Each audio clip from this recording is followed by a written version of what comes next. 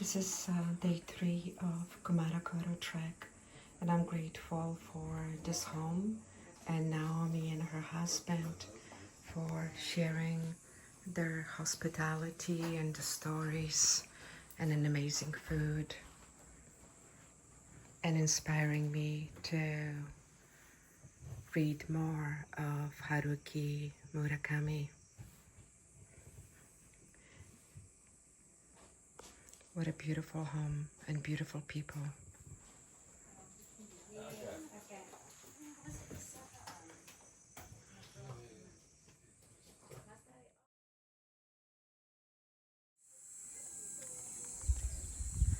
Saying goodbye to Naomi's garden with the most delicious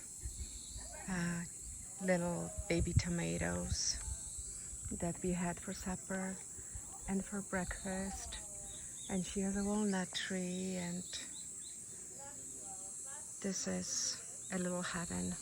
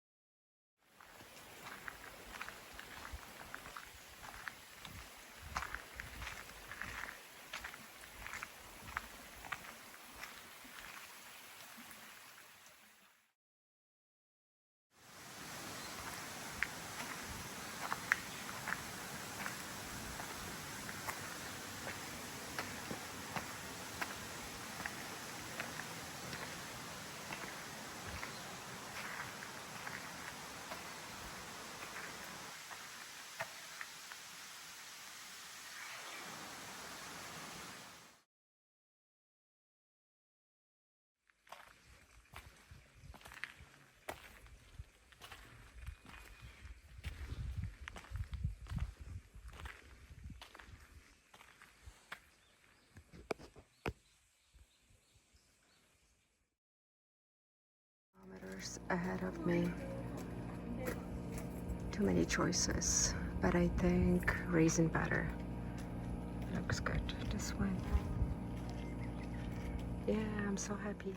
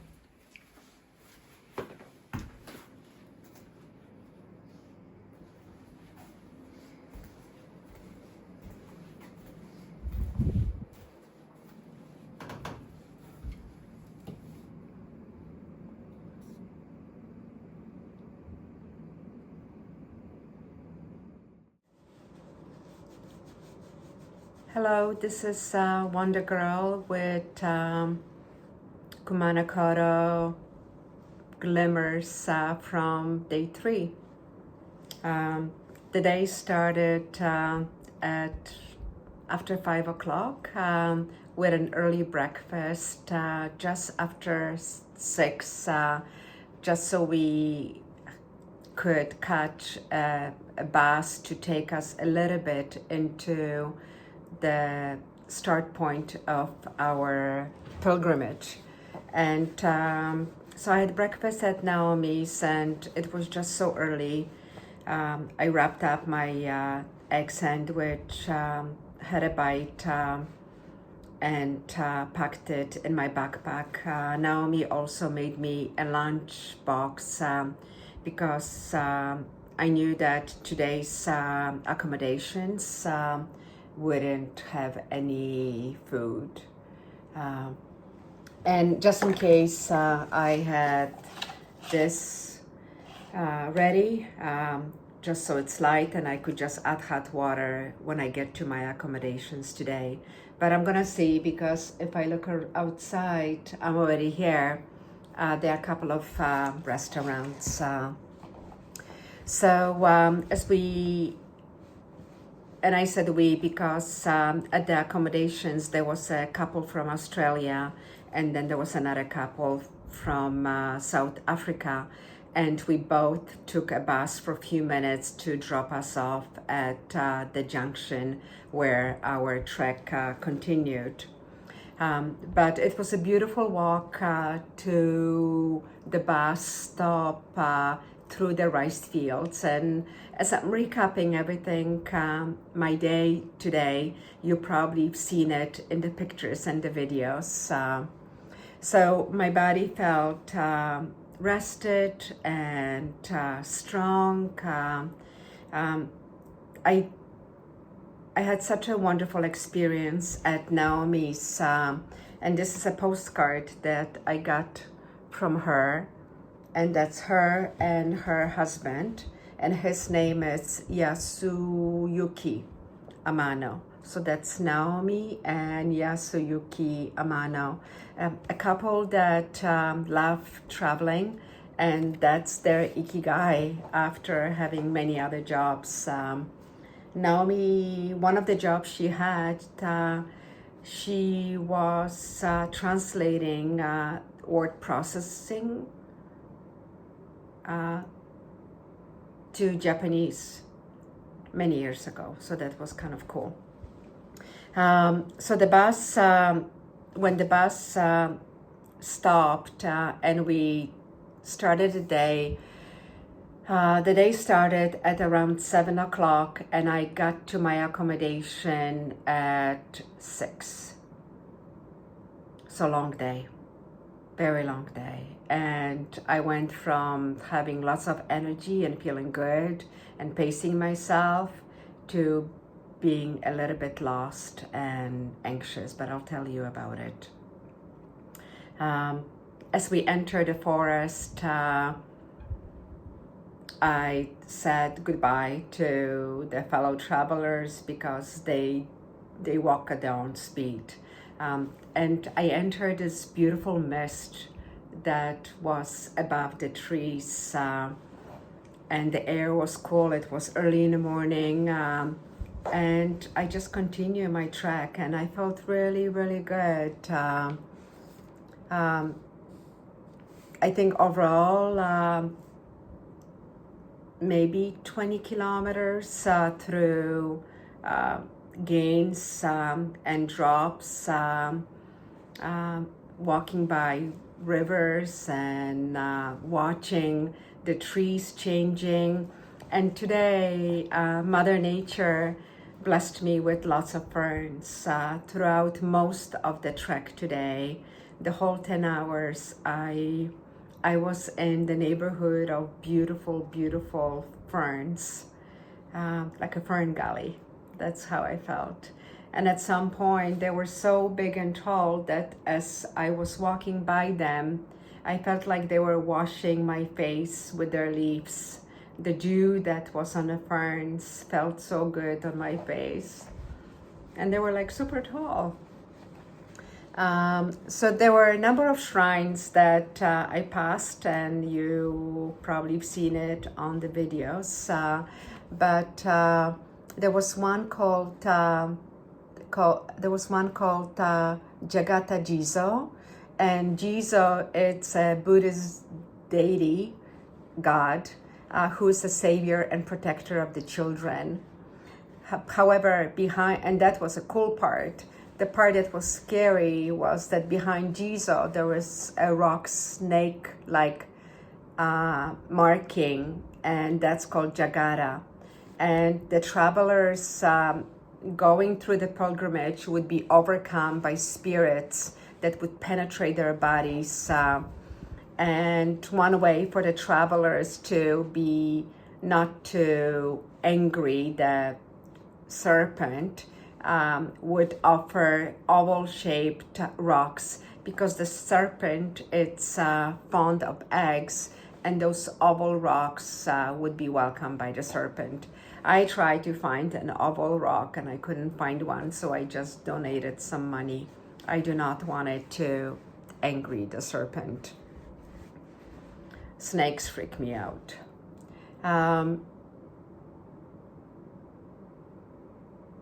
I would pause,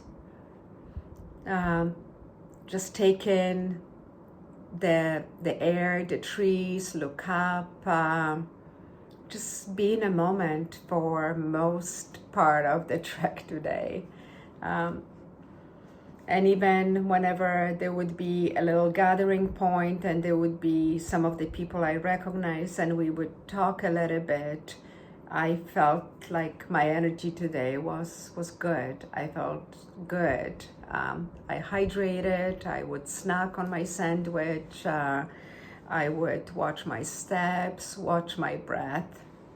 At some point, there was another shrine called Yukawa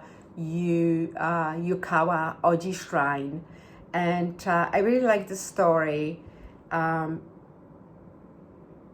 because it's towards the end of the trek today.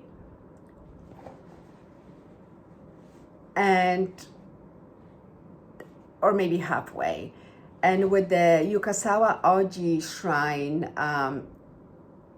it's a shrine that there was this female poet about 1,000 of years ago. And she was so close. Her name was, I think I wrote it down, Izumi. So to be able to take a pilgrimage to the first of the three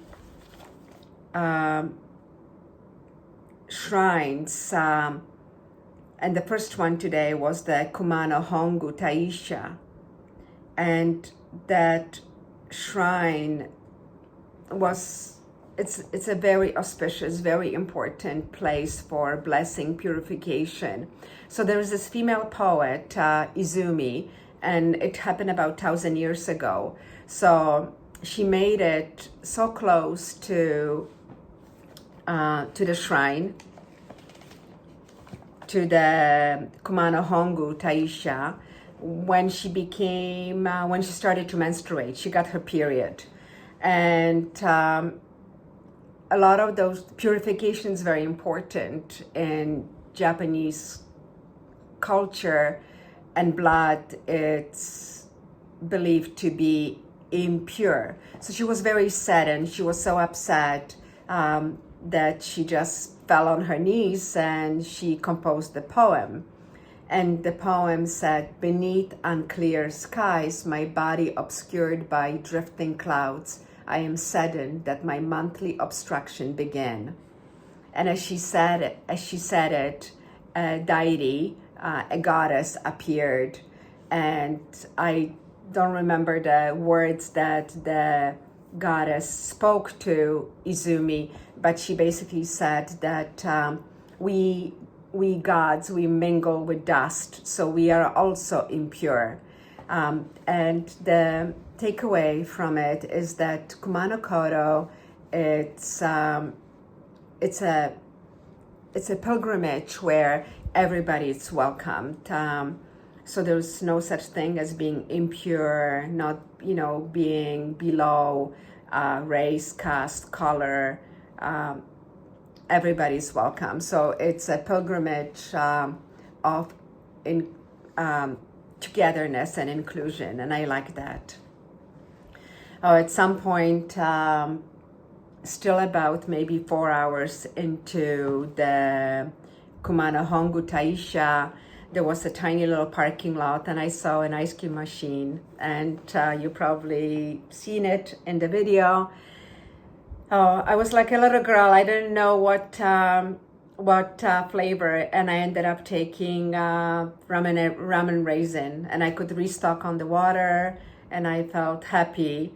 There was a big group of travelers that showed up, and suddenly my happiness shifted into feeling agitated. They were very loud, they were very loud and talking a lot, and it really threw me off. And there were some younger and older people. The younger people, everybody was on their phone, and they were watching videos super loud. So I just noted a shift in me. And then I remember my teacher, Gabor Mates, one of his famous sentences, "When there is tension, it needs attention." So obviously there was tension in me, and I was just curious as to what's happening. And I just realized that I was getting tired and I need to take it easy. So I continued. I kind of isolated myself away from the noise and kept on walking. I did not consider that Kumano Hongu Taisha would be closing at 5 o'clock. I still had maybe hour and a half, super alone, didn't see any travelers. There was a lookout point that I ended up going up and checking it out. And then I came down. By the time I went to the first of the 3 shrines, and let me read you a little bit about Kumano Sanzan. So the main sites of worship in the Kumano region are the 3 grand shrines of Kumano. And the first one of the 3 is Kumano Hongu Taisha, and that's the one I got there at 17:05, 5 minutes after it was closed. So I'm gonna return there tomorrow. But then I realized that I am about 6 kilometers from my accommodation. And I was like, oh shit, it started to get dark. It started to rain. My energy kind of was suddenly gone. But I was still calm.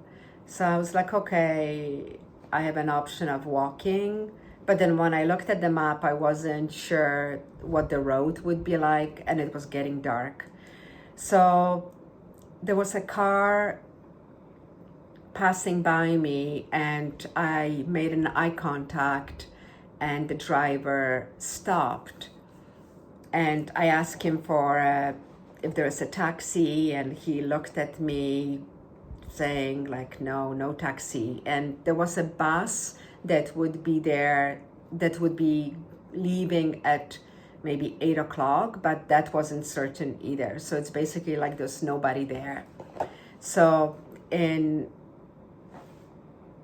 I could tell that he was trying to compose a sentence, and he said, if you are comfortable, I will drive you to your accommodation. And in my head, I was like, are you kidding me? I'm like, yes, I did check with my gut, and I felt safe, I felt good. So yeah, that's my hitchhiking experience in Kumano, Kodo in Japan. Last time I hitchhiked, I was 17, so it has been a while. So this gentleman, after his long day of work, he drove me, and he was apologizing for his car. He was like, my car, it's for agriculture drive, so it may be uncomfortable. And I'm like, are you kidding me? I'm so totally comfortable with the uncomfortable. I was so grateful. I was like super close of hugging the guy, but that wouldn't be right. I was just so happy, so grateful.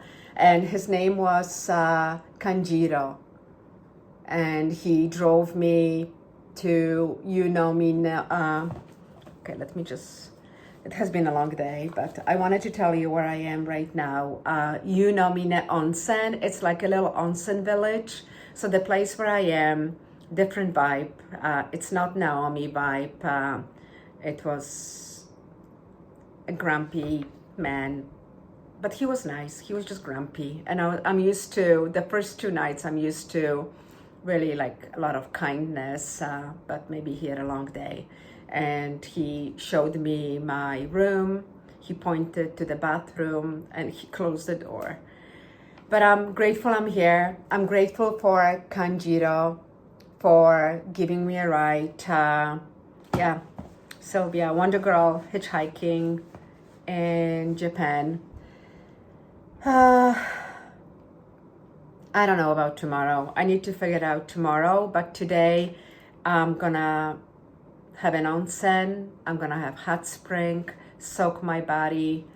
I have rash on my legs, and there was a bite that keeps on bleeding.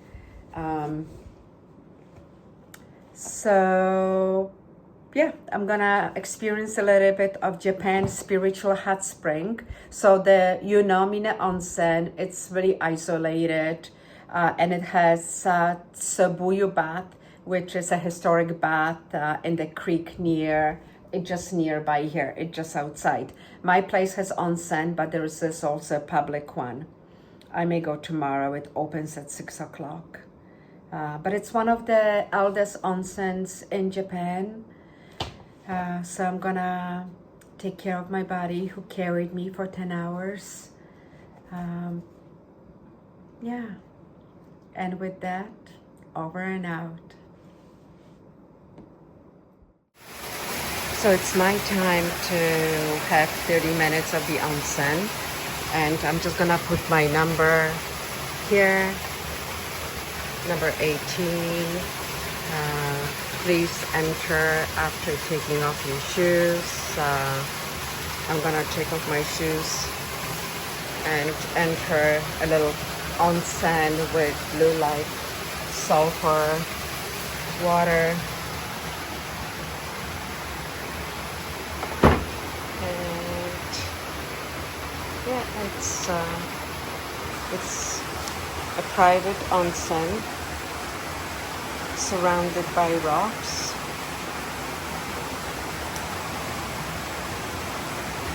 And I'm gonna leave my clothes in a basket, wash myself with cold water right here, and then enjoy the healing power